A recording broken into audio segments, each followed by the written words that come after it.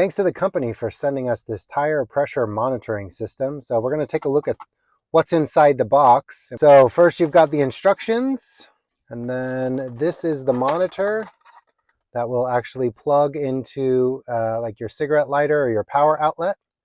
The nice thing about this is it actually has a USB and looks like another maybe lightning connector on the side for charging any devices that you have. So you also have your tire pressure gauges. These actually get installed on each stem of each tire.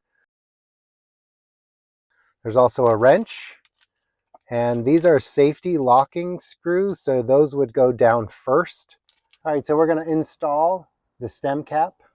This is the right rear, so remove the old stem cap. We're not going to put the security feature on there. We're just going to put it on by hand. After installing all 4 of these sensors, you can see that it's running. And right off the bat, a convenient feature is it's telling me that my driver's side front tire is low. It's easy to read, nice clean heads-up display, which is great. You can actually change the brightness on it. So I'm just hitting the middle button. That's probably the lowest setting.